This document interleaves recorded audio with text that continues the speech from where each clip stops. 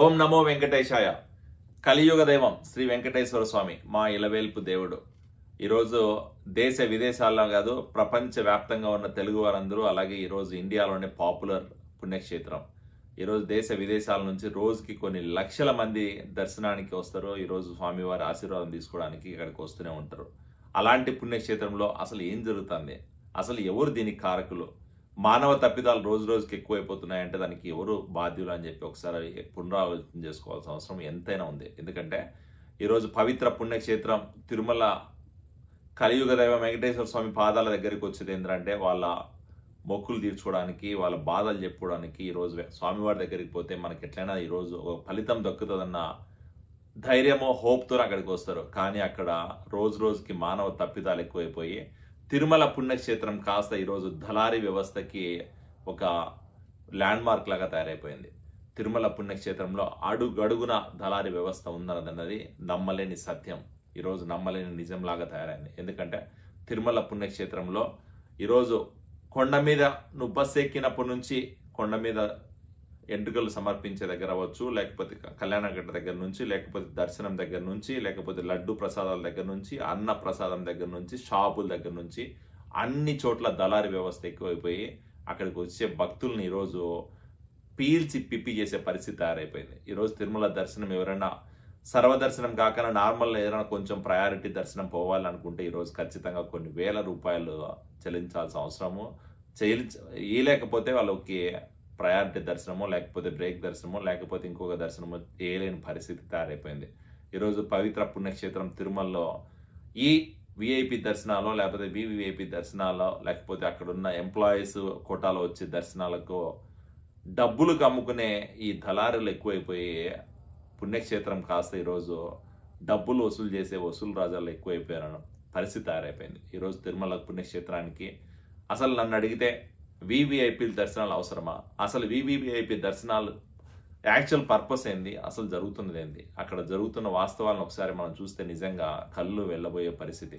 ఈరోజు వివిఐపీ దర్శనాలు గత 5 సంవత్సరాల్లో వైఎస్ఆర్సీపీ అధికారంలో ఉన్న రోజుల్లో ఒక్కొక్క వివిఐపీ లెటర్ని, ఒక బ్రేక్ దర్శనం లెటర్ని 15 నుంచి 25,000 మధ్యలో, 30,000 మధ్యలో డబ్బులు వసూలు చేసి ఒక్కొక్క రోజు దర్శనాలను 6 మందికి కల్పించే విధంగా ఉన్న ఆ దర్శనాల్ని అమ్ముకున్న దానికి అలవాటు పడిపోయి అక్కడ ఉన్న దళారులందరూ కూడా ఈరోజు మళ్ళీ కూటమి ప్రభుత్వంలో ఉన్న నాయకులు అవ్వచ్చు, లేదా కూటమి ప్రభుత్వంలో ఎవరైతే ప్రోటోకాల్ దర్శనానికి ఎలిజిబుల్ ఉన్నారో ఆ నాయకులు అందరినీ కూడా ఇన్ఫ్లుయెన్స్ చేసే పరిస్థితి తయారైపోయింది. ఈరోజు ప్రోటోకాల్ దర్శనాలకి విపరీతమైన డిమాండ్ ఉండడం, దాన్ని క్యాచ్ చేసుకోవాలి ఎట్లని కూడా అని ఈరోజు దళారులందరూ కూడా కొండ మీద కూర్చొని ఎవరు దొరుకుతారా, ఎవరు కూటమి నాయకులు ఉన్నారా, ఎవరికి మనం గాలం వేసే వాళ్ళ విఐపి దర్శనాల లెటర్లు మనకు వస్తాయని ఆ లెటర్లని తీసుకుంటా, ఆ లెటర్లు 5 మందికి 6 మందికి రోజుకి ఇప్పించుకుంటా వాళ్ళ దగ్గర వేల డబ్బులు రూపాయలు వసూలు చేసుకుని ఆ డబ్బులనంతా కూడా ఈరోజు వాళ్ళ సొంత ఖర్చుల కోసం, లేకపోతే తిరుమల తిరుపతి పుణ్యక్షేత్రం అప్రతిష్ట పాలు చేసే విధంగా ఈరోజు జరుగుతున్న చర్యలు చూస్తామంటే నిజంగా చాలా బాధ అనిపిస్తుంది. ఈ తిరుమల తిరుపతి పుణ్యక్షేత్రంలో జరుగుతున్న ఈ దళారీ వ్యవస్థను, లేకపోతే ఈ వివిఐపి దర్శనాలని టికెట్లు ఎవరైతే అమ్ముకుంటున్నారో ఇలాంటి నాయకుల్ని, లేకపోతే అక్కడ పనిచేస్తున్న దళారుల్ని, అలాగే అక్కడ జరుగుతున్న లోటుపాట్లన్నింటినీ చర్చించి వాటి మీద చర్యలు తీసుకోవాల్సిన అవసరం ఎంతైనా ఉందన్నది ఈరోజు నాకు చెప్పాలనుకుంటున్నా. ఈరోజు అక్కడ మా తెలుగుదేశం పార్టీ కూటమి ప్రభుత్వంలో ఉండి ఈరోజు బిఆర్ నాయుడు గారు అక్కడ చైర్మన్గా ఉన్నారు. బిఆర్ నాయుడు గారికి, అలాగే చంద్రబాబు నాయుడు గారికి, అలాగే ఆనం రామనారాయణ రెడ్డి గారికి ఈరోజు విన్నవించేది ఏంటంటే, అయ్యా తిరుమల పుణ్యక్షేత్రం ఈరోజు కలుషం అయిపోయింది. తిరుమల పుణ్యక్షేత్రంలో దళారీ వ్యవస్థ ఎక్కువైపోయింది. తిరుమల పుణ్యక్షేత్రం అంటే మనుషులు భయపడే పరిస్థితి తయారైపోతుంది. తిరుమల పుణ్యక్షేత్రంలో ప్రతి చోట కూడా ఈరోజు అన్ని అవినీతి పనులే జరుగుతున్నాయి. అలాంటి అవినీతి పనులని, అలాంటి దళారీ వ్యవస్థని, ఇలాగ విఐపి బ్రేక్ దర్శనాలు అమ్ముకుంటున్న నాయకుల్ని ఖచ్చితంగా వాళ్ళకి శిక్ష పడే విధంగా వాళ్ళని ఇలాంటి వ్యవస్థల్ని ఎంకరేజ్ చేయకుండా ఎలాంటి చర్యలు తీసుకోవాలో అన్ని చర్యలు తీసుకొని తిరుమల పుణ్యక్షేత్రం పవిత్రతని కాపాడమని చెప్పి నేను ఒక్కసారి మీకు విన్నవించుకుంటున్నా. అలాగే వివిఐపి దర్శనాలని కేవలం కుటుంబ సభ్యులకే పరిమితం చేయండి.